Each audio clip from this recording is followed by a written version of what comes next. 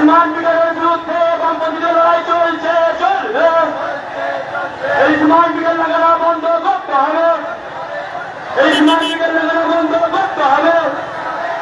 এই জায়গায় বৈধ ভোটারের নাম ভোটার তালিকায় তুলতে হবে, এই জায়গায় বৈধ ভোটারের নাম ভোটার তালিকায় তুলতে হবে, এই জায়গায় বৈধ ভোটারের নাম ভোটার তালিকায় তুলতে হবে। এই পুনর্বাসনের হকের উচ্ছেদ করা চলবে না।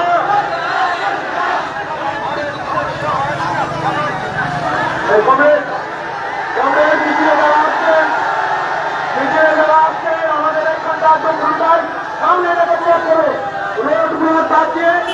রাস্তাটাকে ছেড়ে দিয়ে আপনারা সামনে থেকে ক্যাটারিং করুন।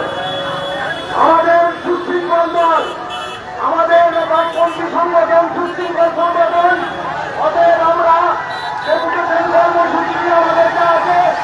আমরা রাস্তাটা ছেড়ে দিয়ে মানুষের যাতে অসুবিধা না হয়।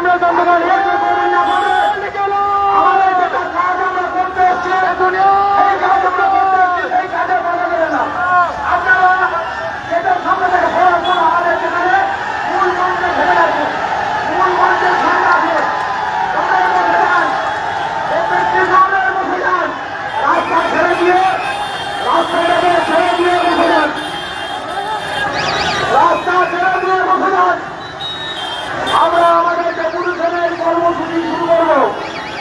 এই খবর আপনারা আমাদের যে মূল কর্মসূচি ডেপুটেশন, সেই ডেপুটেশনের কাজে আমরা যাব। আমাদের প্রতিনিধিরা যাবে, আপনারা সুশৃঙ্খলভাবে মঞ্চের সামনে এসে এখানে বসে যান। ঐতিহাসিক মহামিছিল চুপ করবেন, একটু কথাগুলো শুনবেন।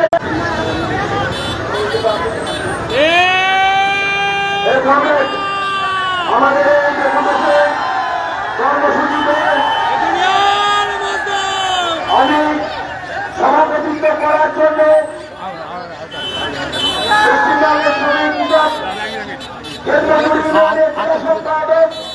কমরেড মিজানুর রহমানের নাম প্রস্তাব করছি, এই প্রস্তাবের সমর্থন করছি।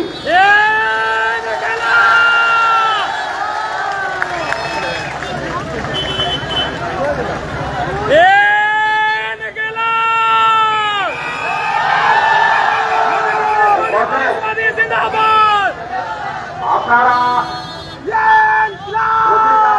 সভা চালানোর পক্ষে অসুবিধা হয়ে যাবে। সভা চলাকালীন কোন রকম উত্তেজনা দেখাবেন না। সভা চলাকালীন কোন রকম শৃঙ্খলা ভঙ্গ করবেন না। আমাদের পার্টির একটা নাম আছে, সুনাম আছে, সেই সুনামকে কলুষিত করতে আমরা চাই না।